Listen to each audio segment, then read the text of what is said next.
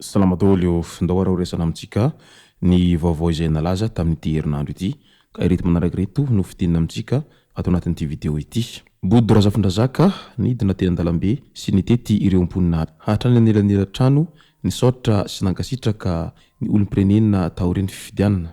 Mivadika ny globy nambaran-dratsy vahiny fa nangala-bato ny mpanositra. Christine Razanamaso tena nandika lalàna sy nizaravola ny kandidatam-panjakana. Teleferika natao andrana tamina bidon jaune maromaro. Kandida mily tsy falibabenina fenifetsaram-belatsy no ilain'ny voaka ny faratsio ary ny farany fifanitsanana mondialy 2024 niakatra larana fahatelo vonjimaika aolohan'ny Madagasikara i Centrafrika rehefa avy nandresy any Tchad tamin'ny isa rainy otra tamin'ny andro fahatelo.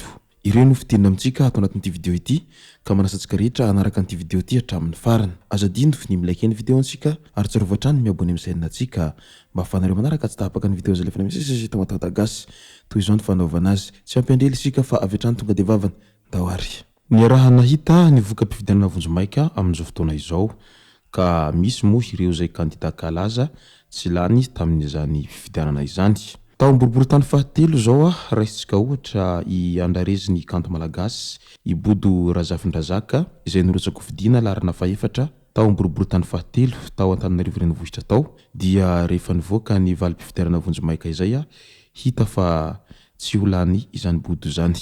Ka na dia eo aza izay tsy fahalaniny izay dia tsy nahakivy azy izany fa ny azy dia ny fiarahamonina sy ny fahaiza-miaina ny tena zava-dehibe. Ka noho izany nidina teny an-dalambe sy nitety ireo mponina hatrany anelakelan-trano nisaotra sy nankasitraka ny olom-pirenena taoriny fifidianana.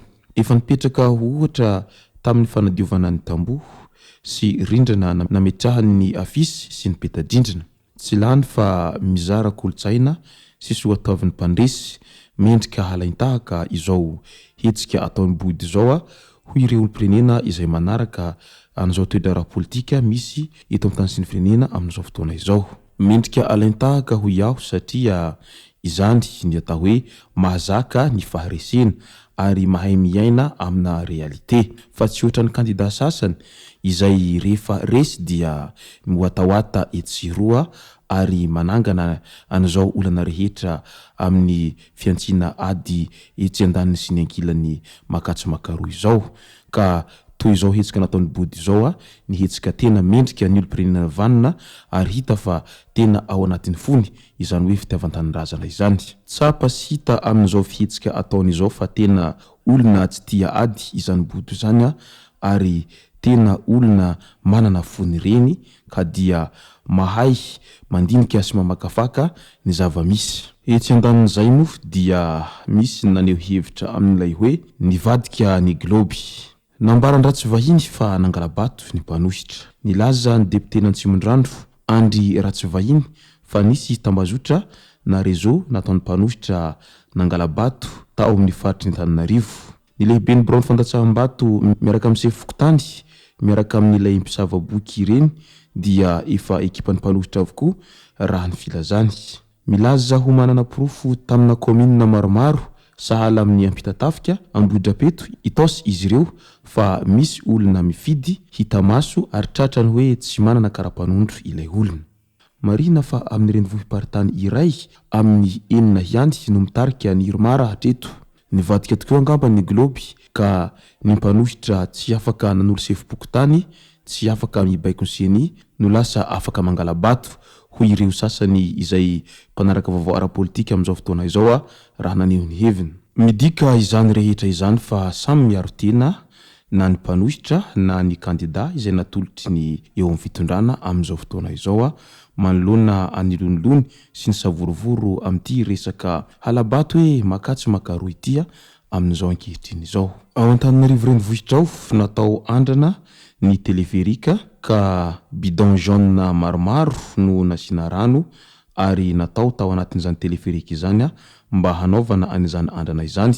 Natao moa izao fihetsika izao mba hialana amin'ny olana na koa accident izay mety ho ateraky ny izay tsy fahatombanana raha toa ka ho isy izany, ka naleon'ireo teknisianina ny bidon jaune no nanaovana andrana an'izany teleferika izany mba hijerevana hoe atraiza sy hatraiza ny tena ahafahana mampiasa an'izany teleferika izany amin'izao fotoana izao. Ka manoloana izay moa dia misy ireo olom-pirenena izay tia manany ihany ka nanao ahobolana manao hoe horakoraka any koveta fa ny bidon jaune kosa ny tompony teleferika.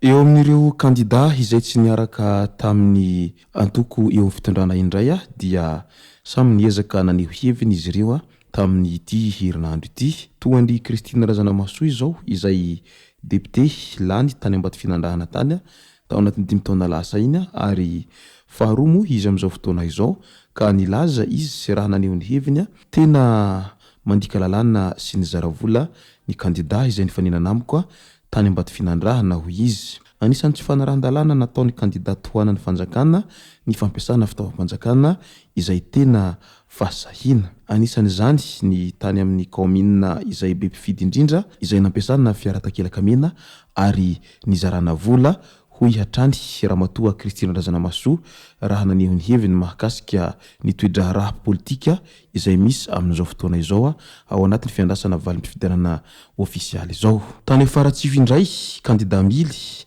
raha naneho ny heviny rehefa nivahiny tao amin'ny Hainao Manjery tao Antananarivo tao. Tsy ny valim-babena feno fiatsaram-belatsihy no ilain'ny Faratsiho isatrany. No amafisy ny kandida Ramilson Menjanahary na Emily tamin'ny omaly fa naharay ny PV 200 amin'ny 200 izy sy ny ekipany ary mitarika izy ireo amin'ny fifidianana tao Faratsiho. Misy elanelam-bato eo amin'ny 824 ny PV de clôture avy any amin'ny SRMV ny farana tamin'ny Asabotsy ary namoaka fa nahazo vato 5,720 izahay ho isatrany ary ny 7,720 ny kandidam-panjakana ka manome elanelam-bato eo amin'ny 1,220 izahay ho ihatrany Emily raha naneho ny heviny. Nitaiza ny vahoaka izahay tsy olona voatonga androany, tsy iray volana na 2 volana lasa dia hoe andeha hirotsako fidinina ho député ho ihatrany Emily. Tsy hoe tsy lany tany Antsirabe na tsy lany tany amin'ny toeran-kafa dia niazakazaka any Faratsiho hoe hanao valim-babena. Firy taona ianao nitantana andraikitra dia inona no mba nataonao tao Faratsiho? Valim-babena feno fiatsaram-belatsihy ka tsy izay no ilain'ny vahoaka ny Faratsiho ho ihatrany kandida Mily raha naneho ny heviny mahakasika ny toetra raha izay misy ao Faratsiho amin'izao ao anatin'ny savorovory izao. Ka eo anatrehan'izay moa dia lasa mpinamana i Mily sy afaka ny Christian amin'izao fotoana izao rehefa avy nivory niaraka tamin'ireo rehetra ao anatin'ny vovonan'ny firaisan-kina tao Antananarivo tao tamin'ny omaly ary ny raha nahita fa tena miramiran-dava sy falifaly daholy ireo rehetra tao anatin'izay vovonan'ny firaisan-kina izay rehefa avy nivory niaraka tamin'ny Andriamatoa Marc Ravalomanana sy ireo rehetra délégation mitambatra ao anatin'izay vovonan'ny firaisan-kina izay. Natsangan'izy ireo moa ny fikambanana izay iarovana ny safidim-bahoaka amin'izao fotoana izao ary efa miparitaka manerana ny nosy izany mba hialana amin'ny izay hoe mety ho tsy fanajana any safidim-bahoaka izay tamin'ny fifidianana na sombavamboaka farany teo. Ka mazava sy mahitsy ny tenin'izy ireo na iafaka ny Christian izany na Emily izay nilaza ampabe maso fa lany avokoa izy ireo ary elanelam-bato lavitra dia lavitra izany hoe tataka dia tataka ny skor ho ireo hatrany. Ka samy atony daholy isika voaka malagasy rehetra amin'izao anatin'ny fiandrasana ny valim-pifidianana ofisialy izay voavoaka ny HCC izao ainganeka samy tsy ho diso fanantenana avy ireo rehetra efa mitarika amin'izao fotoana izao. Ny amarana antsika azy dia taranja lalao baolina kitra izay fifanitsanana hidirana mondialy 2024. Niakatra laharana fahatelo vonjomaika eo alohan'ny Madagasikara i Centrafrika rehefa avy nandresy any Tchad tamin'ny isa Rainotra tamin'ny andro fahatelo an'ity fifanitsanana ity. Fa ny androany kosa amin'ny 7 no hifandona amin'ny Comore ary amin'ny 1 Jona amin'ny 4 tolakandro no hifandona amin'ny Mali ny Bariany Madagasikara. Ka maro sahady ny miandrandra vokatra tsara amin'izao lalao izay hifandona ny Madagasikara amin'ny Comore izao amin'izao ankatoka ny fiadina ny hidirana amin'ny lalao iraisam-pirenena amin'ity taranja baolina kitra ity. Ka dia mararina soa sy ny tsara hatrany ho an'ny ekipim-pirenena malagasy izany hoe ho an'ny Barea izany mba ho tanteraka izay nofinofin'izy ireo zay sy nofinofiny malagasy rehetra izay manantena fatratra amin'izany fahatafidirana mba hifaninana amin'ny lalao mondial izany. Izay no masaka azo naroso tomboko lasy tomboko vavy misaotratsika rehetra naraka an'ity vidéo ty hatramin'ny farany. Azadiny ny milaiky ny vidéontsika ary tsaroviny miabony amin'ny chaîne-ntsika mba ahafahanareo manaraka tsy tahapaka ny vidéo zay efa misesy tahotahotagasy. Tomboko lasy tomboko vavy mankasitraka dia mirary soa.